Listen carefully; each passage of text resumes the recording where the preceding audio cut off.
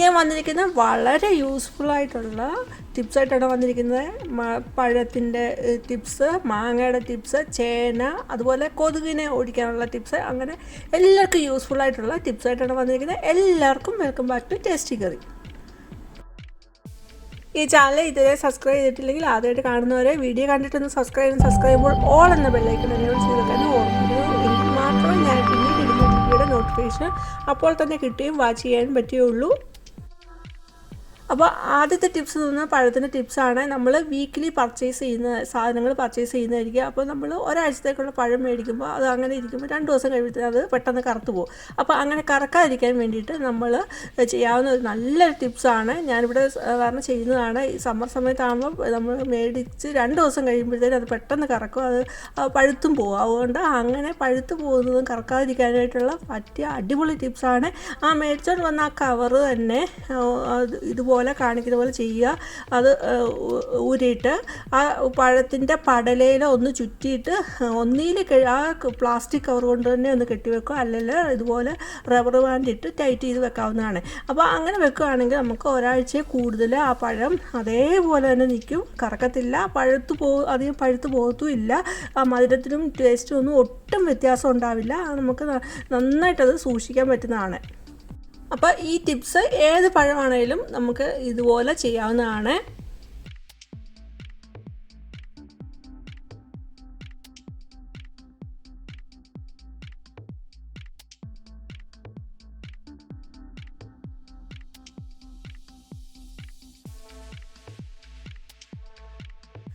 അടുത്ത ടിപ്സ് എന്ന് പറഞ്ഞാൽ മാങ്ങയുടെ ടിപ്സാണ്. ഇപ്പോൾ മാങ്ങയുടെ കാലമാണല്ലോ, മാങ്ങ ധാരാളമുള്ള സമയമാണ്. അപ്പോൾ നമുക്ക് മാങ്ങയുടെ സീസൺ കഴിയുമ്പോൾ നമുക്ക് എങ്ങനെ ഉപയോഗിക്കാം എന്നുള്ള പറ്റുന്ന ഒരു നല്ല ടിപ്സാണ്. അപ്പം നമ്മൾ നല്ല ഫ്രഷായിട്ടുള്ള ചതവൊന്നും പറ്റാത്ത മാങ്ങ തന്നെ സെലക്ട് ചെയ്തെടുക്കുക. എന്നിട്ട് അത് നന്നായിട്ട് കഴുകിയിട്ട് ഇതേപോലെ ഇതിനകത്ത് വീഡിയോയിൽ കാണിക്കുന്ന പോലെ അത് പൂളിയിട്ട് ചെറിയ ചെറിയ പീസുകളാക്കി എടുക്കുക. എന്നിട്ട് ഒരു ബൗളിൽ 2 ടേബിൾ സ്പൂൺ പഞ്ചസാരയും വിനീഗറും ഒഴിച്ചു കൊടുത്തിട്ട് നന്നായിട്ട് മിക്സ് ചെയ്തിട്ട് അതിലേക്ക് ഇട്ട് വെക്കുക. ഒരു 10 മിനിറ്റോളം വെച്ചിട്ട് പിന്നീട് അത് വാരാൻ വെച്ചിട്ട് വെള്ളം വാന്ന് അത് നന്നായിട്ട് തുടച്ച് ഡ്രൈ ആക്കി എടുത്തിട്ട് നമ്മളൊരു കവറിനകത്തിട്ട് ഫ്രീസറിൽ വെക്കുക. 2 മണിക്കൂർ കഴിഞ്ഞിട്ട് പിന്നീട് എടുത്തിട്ട് നമുക്ക് നന്നായിട്ട് സെറ്റ് ചെയ്ത് വെക്കാവുന്നതാണ്. അപ്പം നമ്മൾ ഇടയ്ക്ക് 2 മണിക്കൂർ ഫ്രീസറിൽ വെക്കുന്നതെന്ന് വെച്ചാൽ പിന്നീട് നമുക്ക് എടുക്കുമ്പോൾ നമുക്ക് അത് ഒട്ടിപ്പിടിച്ചിരിക്കാതിരിക്കുന്നത് കെട്ടായിട്ടിരിക്കത്തില്ലേ, അത് ഒഴിവാക്കാൻ വേണ്ടിയിട്ടാണ് 2 മണിക്കൂർ ഫ്രീസറിൽ വെച്ചിട്ട് പിന്നീട് എടുത്തിട്ട് വേറൊരു കവറിലോട്ടാക്കി നല്ല രീതിയിൽ കാണിക്കുന്ന പോലെ ചെയ്യുക. ഞാനിതിൻ്റെ വേറൊരു വീഡിയോ ഇട്ടിട്ടുണ്ട്, അതും കാണാവുന്നതാണ്.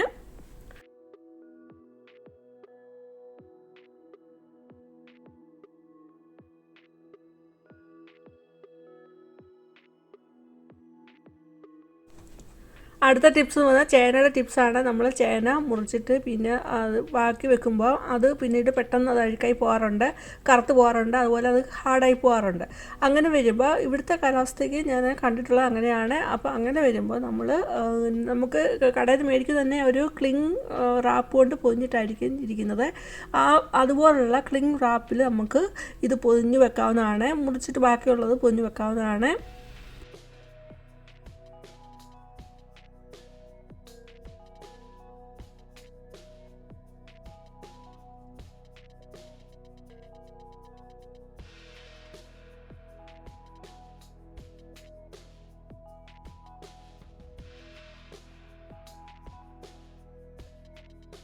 അങ്ങനെ ക്ലിങ് റാപ്പിൽ പൊതിഞ്ഞ് വെച്ചാൽ പിന്നീട് ആ മുറിച്ചിട്ട് വെച്ചിരിക്കുന്ന ആ ചേനയ്ക്ക് യാതൊരു വിധത്തിലുള്ള ഹാർഡായി പോകത്തില്ല.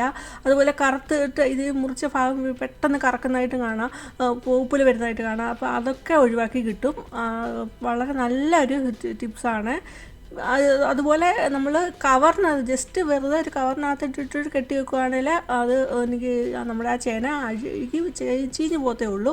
പക്ഷേ ഇതുപോലെ ക്ലിങ് റാപ്പിൽ ഇട്ട് കവർ ചെയ്ത് ക്ലിങ് റാപ്പ് കൊണ്ട് റാപ്പ് ചെയ്ത് വെക്കണം. അങ്ങനെയാകുമ്പോൾ അതിനകത്ത് എയറൊന്നും ഇല്ലല്ലോ, അപ്പോൾ അത് അഴുക്കാതെ നല്ലതായിട്ട് ഇരിക്കും. 1.5 ആഴ്ചയോളം ഇരിക്കും, നല്ല ആയിട്ട് തന്നെ ഇരിക്കും, അധികം ചേഞ്ചസ് ഒന്നും വരത്തില്ല.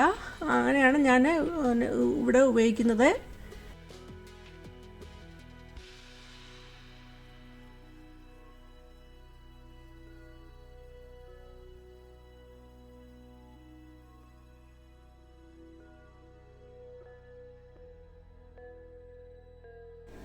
അടുത്ത ടിപ്സ് എന്ന് പറഞ്ഞാൽ നമ്മൾ കളയാൻ വെച്ചിരിക്കുന്ന കാലി കുപ്പികളുണ്ടാവും. അപ്പം പ്ലാസ്റ്റിക്കിൻ്റെ തന്നെ കുപ്പികളുണ്ടാവും. അപ്പോൾ അത് നമുക്ക് കളയാതെ എങ്ങനെ റീയൂസ് ചെയ്യാം എന്നുള്ള ഒരു ഐഡിയ ആണ്, നല്ലൊരു ഐഡിയ ആണ്. അപ്പോൾ ഞാനിതുപോലെ കാലിക്കുപ്പി എടുത്തിട്ടുണ്ട്. ഓട്സിൻ്റെ ഒരു വലിയൊരു കുപ്പിയാണ്. നമുക്ക് ഏത് ടൈപ്പ് പ്ലാസ്റ്റിക് കുപ്പി വേണേലും എടുക്കാം. അതിനകത്ത് ഞാൻ ചെറിയ ചെറിയ ഹോൾ ഇട്ട് കൊടുക്കുന്നുണ്ട്. പിച്ചാത്തിയുടെ തുമ്പ് ഒന്ന് ചൂടാക്കിയിട്ട് ചെറിയ ചെറിയ ഹോൾ ഇട്ട് കൊടുക്കുന്നുണ്ട്. നമുക്ക് ഇഷ്ടമുള്ള അനുസരിച്ച് ഹോൾ ഇട്ട് കൊടുക്കാവുന്നതാണ്.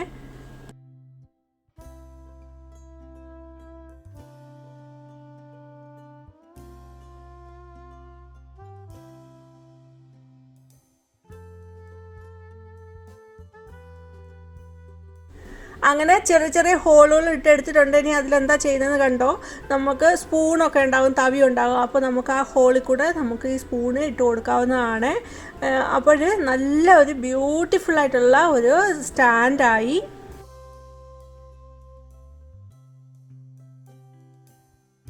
അപ്പോൾ നിങ്ങൾ വിചാരിക്കുന്നുണ്ടാവും ഇത് മറിഞ്ഞു പോകത്തില്ലേ, ഇത് സ്റ്റീൽ വെയിറ്റ് കൂടുതലല്ലേ, അപ്പോൾ അത് മറിഞ്ഞു പോകത്തില്ല എന്ന് വിചാരിക്കും. അപ്പോൾ അങ്ങനെയൊന്നും സംഭവിക്കത്തില്ല. നമുക്ക് ഇതിൻ്റെ ഉള്ളിൽ നമുക്ക് വെയിറ്റുള്ള സാധനങ്ങൾ ഇട്ട് വെക്കാവുന്നതാണ്. അപ്പോൾ നമുക്ക് ഉദാഹരണത്തിന് നമുക്ക് പച്ചരി കളറൊക്കെ കൊടുത്തിട്ട് നല്ല ഡിസൈനിൽ അത് സെറ്റ് ചെയ്ത് വെക്കുകയാണെങ്കിൽ നല്ല രസമായിരിക്കും അത് കാണാനും ഉള്ളിൽ കാണാൻ. അപ്പോൾ നമ്മുടെ ഭാവനയ്ക്ക് അനുസരിച്ച് ഡിസൈൻ കൊടുത്ത് പച്ചരിക്ക് കളർ കൊടുത്തിട്ട് ഒരു ഡിസൈൻ സെറ്റ് ചെയ്തെടുത്താൽ മതി. നല്ല രസമായിരിക്കും ഇത് കാണാനായിട്ട്. അപ്പോൾ നമ്മുടെ കിച്ചൺ നല്ല ഭംഗിയായിട്ടുള്ള ഒരു സ്റ്റാൻഡായി.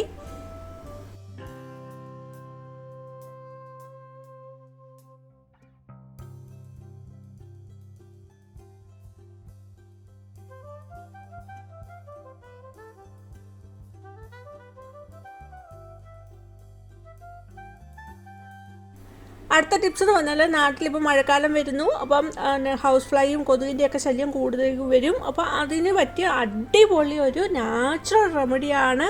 അപ്പം നമുക്ക് എങ്ങനെയെന്ന് കണ്ടു നോക്കാം. ഞാൻ അതിന് വേണ്ടിയിട്ടൊരു കാലിക്കുപ്പി ഗ്ലാസ് ആയിട്ടുള്ള കുപ്പി എടുത്തിട്ടുണ്ട്. ചെറിയ കുപ്പിയാണ്. അതുപോലെ കാപ്പിപ്പൊടി എടുത്തിട്ടുണ്ട്. പിന്നെ ക്ലോവ് എടുത്തിട്ടുണ്ട്.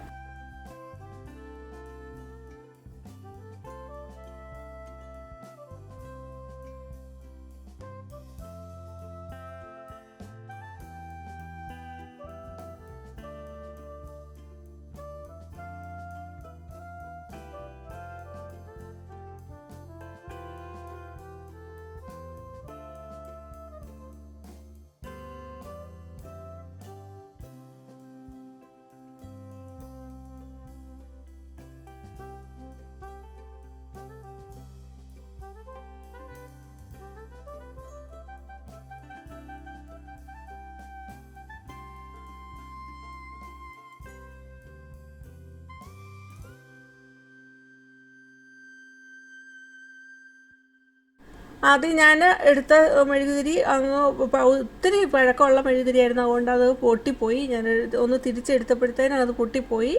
പിന്നെ ഞാൻ നന്നായിട്ട് നീളത്തിൽ മൊത്തം എനിക്ക് കിട്ടിയിട്ടുണ്ട്, അത് കിട്ടിയിട്ടുണ്ട്. അപ്പോൾ ആ തിരി ചെറുതായിട്ട് മടക്കിയിട്ട് ആ കാപ്പിപ്പൊടിയുടെ ഉള്ളിലോട്ട് വെച്ച് കൊടുക്കുന്നു, നടുക്ക് വെച്ച് കൊടുക്കുന്നുണ്ട്. എന്നിട്ട് ക്ലോവും സൈഡിൽ ഇങ്ങനെ വെച്ച് കൊടുക്കുന്നുണ്ട്.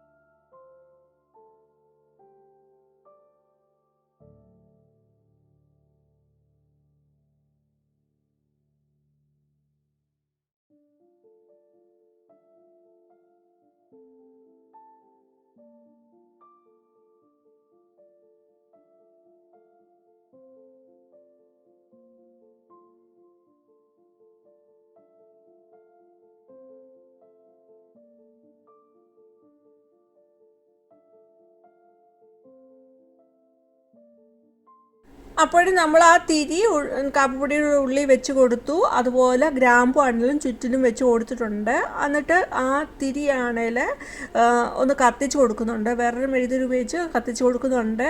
അപ്പോൾ അത് ആ തിരി ഇരുന്ന് ഇനിയും അത് കത്തി ഇങ്ങനെ ആ കാപ്പിപ്പൊടിയോട്ട് ആ തീ എത്തിക്കൊണ്ടിരിക്കും. പിന്നെ ഇതിങ്ങനെ പുകഞ്ഞുകൊണ്ടിരിക്കുമ്പോൾ നല്ല കാപ്പിപ്പൊടി നല്ലൊരു സ്മെല്ലായിരിക്കും നമ്മുടെ റൂം നിറച്ചു. അപ്പോൾ അങ്ങനെ ആ സ്മെല്ല് ഈ ഫ്ലൈസിന് അധികം ഇഷ്ടമുണ്ടാവില്ല. അപ്പോൾ അങ്ങനെ ആ ഫ്ലൈസിന് നമുക്ക് ഒരുവിധം തന്നെ നാച്ചുറലി തന്നെ നമുക്ക് കൺട്രോൾ ചെയ്ത് നിർത്താവുന്നതാണ്. കൊതുകൊന്നും ഇതിൻ്റെ അടുത്തോട്ട് എത്തത്തില്ല. അപ്പോൾ നമുക്ക് നാച്ചുറലി ആയിട്ട് തന്നെ ഫ്ലൈസിനെയും കൊതുകിനെയും ഒക്കെ ഓടിക്കാൻ പറ്റിയ ഒരു അടിപൊളി നാച്ചുറൽ ടിപ്സാണ്, വളരെ ഹെൽപ്ഫുള്ളായിട്ടുള്ള ടിപ്സാണ്. പിന്നെ ഇത് കത്തിച്ച് വെക്കുമ്പോൾ ഇനി നമ്മൾ കർട്ടൻ്റെ ഒക്കെ അടുത്തൊന്നും കൊണ്ട് വെക്കാതെ ഇരിക്കുക. കാരണം ഇതിങ്ങനെ പോഞ്ഞുകൊണ്ടിരിക്കുക, നമ്മൾ ശ്രദ്ധിക്കത്തില്ല. കാരണം കർട്ടൻ്റെ അടുത്തൊന്നും ജനലിൻ്റെ വിൻഡോയുടെ അടുത്ത് കർട്ടനൊക്കെ ഇട്ടിട്ടുണ്ടാവില്ല, അതിൻ്റെ അടുത്തൊന്നും കൊണ്ടുവച്ച് തീ കത്തിക്കാതെ അങ്ങനെ ആക്കാതിരിക്കുക. കുറച്ച് കെയർഫുള്ളായിട്ട് ഇരുന്നാൽ മതി.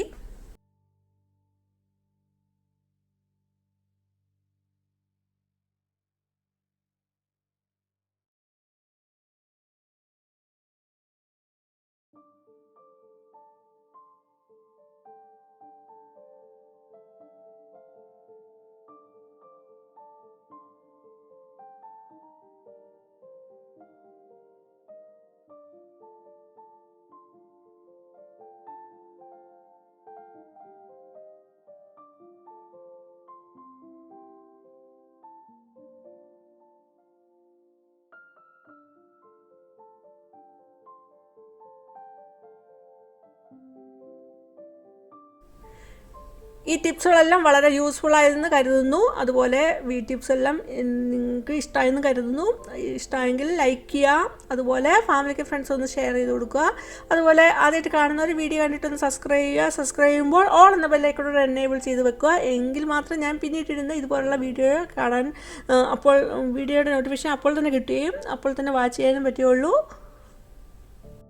ഇനിയും വേറൊരു വീഡിയോ ആയിട്ട് വരുന്ന വരെയും ബൈ. Thanks for watching.